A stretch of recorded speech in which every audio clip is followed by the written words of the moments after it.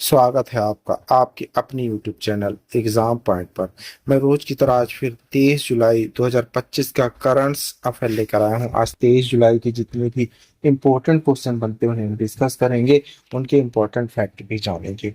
दोस्तों, आप किसी भी एग्जाम की तैयारी कर रहे हैं तो ये वीडियो आपके लिए यूजफुल रहने वाला है।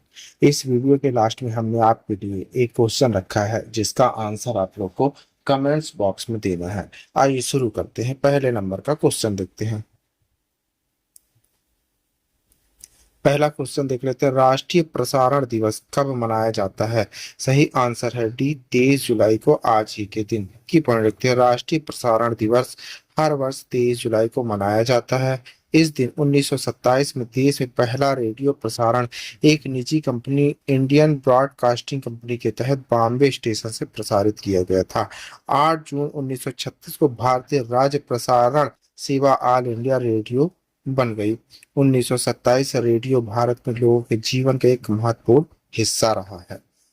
आइए आगे बढ़ते हैं, दूसरे नंबर का क्वेश्चन देखते हैं। गीता गोपीनाथ आईएमएफ से इस्तीफा क्यों दिया और उनकी आगे की योजना क्या है? सही आंसर है सी, वे अगस्त 2025 में आईएमएफ छोड़कर हार्वर्ड विश्वविद्यालय लौटना चाहती हैं। की पॉइंट देख लेते हैं। अंतर्राष्ट्रीय मुद्रा कोष आईएमएफ की उप प्रबंध निर्देशक गीता गोपीनाथ ने अपने पद से इस्तीफा दे दिया है। उन्होंने ऐलान किया है कि वे दोबारा हार्वर्ड विश्वविद्यालय लौटना चाहती है। आईएमएफ की नंबर 2 की कुर्सी संभालने वाली गीता पहली महिला है। गीता गोपीनाथ पहली महिला है जो आईएमएफ की चीफ इकोनॉमिस्ट बनी। उनका यह निर्णय आईएमएफ में एक महत्वपूर्ण युग का समापन है, जहां उन्होंने कोविड-19 महामारी की और रूस यूक्रेन संघर्ष जैसी वैश्विक आपदाओं के दौरान महत्वपूर्ण भूमिका निभाई। गोपीनाथ के कार्यकाल के दौरान आईएमएफ के शोध, विश्लेषण और वैश्विक आर्थिक समन्वय को नई ऊंचाइयां मिली, जिसे वैश्विक स्तर पर सराहा गया है। आइए तीसरे नंबर का क्वेश्चन देख लेते हैं। एसबीआई ने किस माध्यम से 25,000 करोड़ जुटाए, जो भारतीय पूंजी बाजार का अब तक का सबसे बड़ा इशू माना जा रहा है?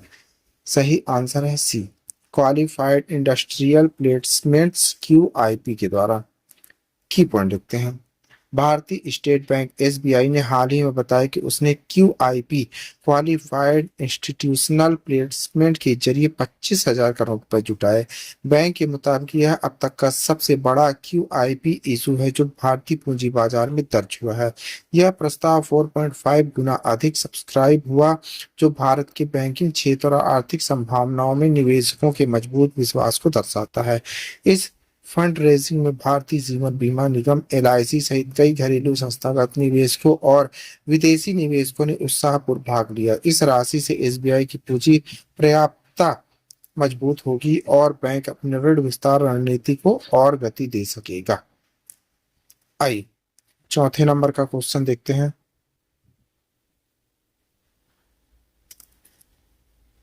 चौथे नंबर का क्वेश्चन देखते हैं। दिल्ली विधानसभा में किस डिजिटल पहल के तहत चरण के पूर्ण होने के उपलक्ष्य में सेवा केंद्र का उद्घाटन किया गया है? सही आंसर है सी, नेशनल ई विधान एप्लीकेशन एनईवीए के द्वारा। की पॉइंट लिखते हैं। डिजिटल शासन की दिशा में एक महत्वपूर्ण कदम उठाते हुए दिल्ली विधानसभा के अध्यक्ष विजेंद्र गुप्ता ने 21 जुलाई 2025 को नेवा नेशनल ई विधान एप्लीकेशन सेवा केंद्र का उद्घाटन किया। इस लॉन्च के साथ ही दिल्ली में नेवा परियोजना के पहले चरण की सफलता पूर्णता भी सुनिश्चित हुई, जिससे राजधानी की विधायिका अब कागज रहित, पारदर्शी, कुशल विधि निर्माण राष्ट्रीय दृष्टि के अनुरूप हो गई है। आइए पांचवें नंबर का क्वेश्चन देख लेते हैं। तमिलनाडु सरकार ने किस स्थान पर गुजरात संरक्षण हेतु उत्कृष्टता को केंद्र, centre of excellence of hornbill conversation की स्थापना को मंजूरी दे दी है? सही आंसर है सी, अन्नामलाई टाइगर रिजर्व कोयम्बटूर में। की पॉइंट देखते हैं। तमिलनाडु सरकार ने कोयम्बटूर स्थित अन्नामलाई टाइगर रिजर्व एटीआर में गुजार संरक्षण हेतु उत्कृष्टता के centre of excellence of hornbill conversation की स्थापना को मंजूरी दे दी। यह निर्णय प्रधान मुख्य वन संरक्षण, प्रधान वन्यजीव प्रतिपालन के प्रस्ताव के बाद लिया गया है। यह पहल लुप्तप्राय प्रजाति संरक्षण निधि से करोड़ की राशि वित्त पोषित होगी। इसका उद्देश्य पश्चिमी घाट जैसे जैव विविधता से समृद्ध क्षेत्र में पाए जाने वाले 4 प्रजातियों के गुजर पक्षियों की रक्षा करना है। आइए छठे नंबर का क्वेश्चन देख लेते हैं। पंडिचेरी सरकार द्वारा शुरू की गई OTRS योजना का मुख्य उद्देश्य क्या है? सही आंसर है सी, अवैध निर्माण और भवन योजना उल्लंघनों को कानूनी रूप देना। की पंडिचेरी सरकार ने 2025 में अवैध निर्माण भवन योजना उल्लंघनों से निपटाने के लिए एक मुश्त नियमितीकरण योजना OTRS शुरू की है। इस योजना का उद्देश्य कानूनी राहत प्रदान करना, शहरी नियोक्ता के मानकों का पालन सुनिश्चित करना। यह योजना उन भवनों पर लागू होती है जो 1 मई 1987 से 16 जुलाई 2025 के निर्मित हुए थे। पिछले कई वर्षों में पंडिचेरी में अनेक निर्माण बिना उचित स्वीकृति की या स्वीकृत योजनाओं के भटक किए गए। इसके बिजली, पानी, सीवेज जैसी बुनियादी सुविधाओं का उपलब्धता समस्याएं और कई संपत्ति पंजीकरण कठिनाई हुई। इस जटिलताओं को हल करने, प्रशासनिक बोझ को कम करने के लिए सरकार OTRS की शुरुआत की है। आइए 7वें नंबर का क्वेश्चन देख लेते हैं।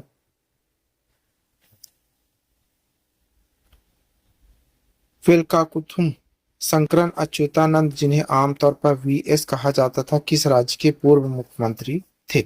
सही आंसर है बी, केरल।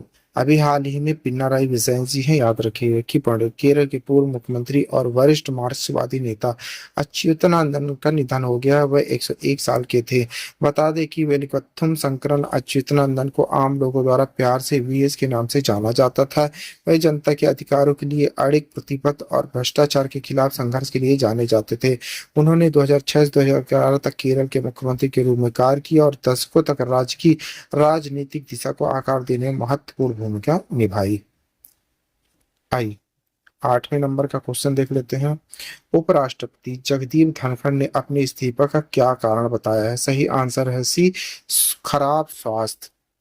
की पढ़ लेते हैं। मानसून सत्र के पहले दिन उपराष्ट्रपति जगदीप धनखड़ ने अपने पद से इस्तीफा दे दिया। उन्होंने 21 जुलाई 2025 की शाम अचानक पद से इस्तीफा की घोषणा कर दी। राष्ट्रपति द्रौपदी मुर्मू के भेजे गए पत्र में धनखड़ ने इस्तीफे के लिए खराब स्वास्थ्य को कारण बताया।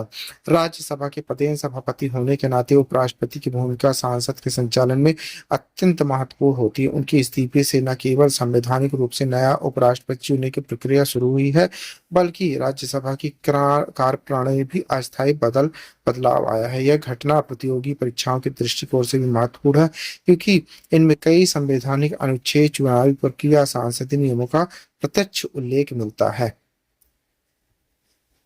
आइए 9वें नंबर का क्वेश्चन देख लेते हैं। हाल ही में भारतीय चुनाव आयोग ने सुप्रीम कोर्ट में दायर हलफनामे में किस मुद्दे पर स्पष्टीकरण दे दिया है? सही आंसर है सी, मतदाता सूची में नाम जोड़ने के लिए दस्तावेजों की वैधता।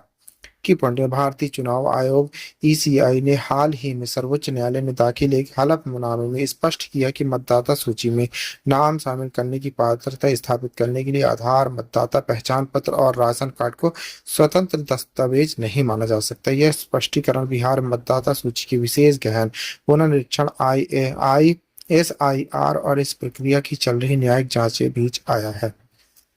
आइए 10वें नंबर का क्वेश्चन देख लेते हैं।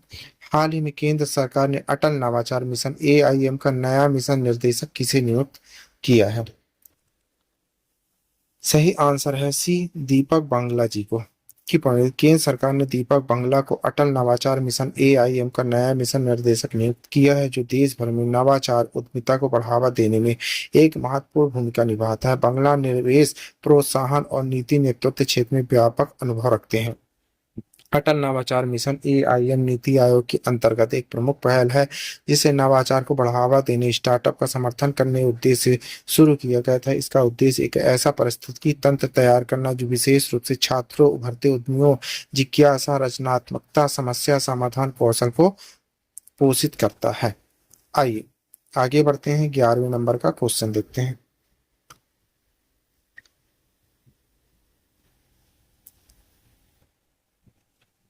कौन सा भारतीय राज्य सभी मतदान केंद्रों में 1200 से कम मतदाताओं को करने वाला पहला राज्य बन गया है? सही आंसर है बी, बिहार। अच्छा, बिहार के CM कौन है अभी? नीतीश जी, याद रखिएगा। की पॉइंट है कि बिहार भारत सरकार का पहला राज्य है जिसने 1200 मतदाता प्रति मतदान केंद्र सुनिश्चित करने करके भीड़ भाड़ को कम किया है। 24 जून 2025 को जारी राज्य अनुदेशक प्रतिनिधित्व SIR आदेश के आधार पर 12,817 नए मतदान केंद्र जोड़े गए। कुल अब 90,712, पहले 77,895 थे। संशोधित सीमा 1200 मतदान प्रति मतदान केंद्र, 1500 से कम। मतदाता की सुविधा, बूथ स्तरीय प्रबंधन में सुधार करने का इरादा। आइए 12वें नंबर का क्वेश्चन देख लेते हैं। 30 अक्टूबर 2027 से नवंबर 2025 तक विश्व शतरंज कप की मेजबानी कौन सा देश करेगा? सही आंसर है ए, भारत, इंडिया। की फाइड ने भारत को 2025 विश्व शतरंज कप की मेजबान के रूप में पुष्टि की। टूर्नामेंट की तिथियां 30 अक्टूबर 2027-2025 मेजबान शहर की घोषणा अभी तक नहीं हुई है। 206 खिलाड़ी नॉकआउट प्रारूप शीर्ष 32-0-26 के उम्मीदवार टूर्नामेंट के लिए क्वालिफाई करेंगे। आइए 13 नंबर का क्वेश्चन देख लेते हैं।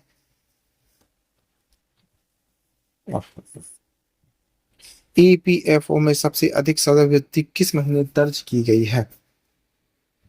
सही आंसर है सी, मई 2025 में। की पॉइंट, EPF ने सबसे अधिक वृद्धि, शुद्ध वृद्धि 20.06 लाख सदस्यों मई 2025 में दर्ज की गई। अप्रैल 2018 में पेट्रोल ट्रेनिंग शुरू होने के बाद सबसे अधिक है। इसमें 2.62 लाख महिला सदस्य, 5.6 लाख 18 से 25 आयु वर्ग के सदस्य शामिल है। अप्रैल 2025 के पारोल परिवर्तन की तुलना में 7.79 की वृद्धि को दर्शाता है। यह आंकड़ा श्रम रोजगार मंत्रालय द्वारा जारी किया गया है। आइए 14 नंबर का क्वेश्चन देख लेते हैं। किस संस्थान ने युवाओं को क्रिएटर्स अर्थव्यवस्था के लिए प्रशिक्षित करने के लिए महाराष्ट्र के साथ भागीदारी की है? सही आंसर है सी, भारतीय फिल्म और टेलीविजन संस्थान। महाराष्ट्र सरकार ने पुणे के भारतीय फिल्म टेलीविजन संस्थान FTII के साथ समझौता ज्ञापन पर हस्ताक्षर किए। उद्देश्य विशेष रूप से ग्रामीण क्षेत्रों से युवाओं को प्रशिक्षित प्रमाणित करना।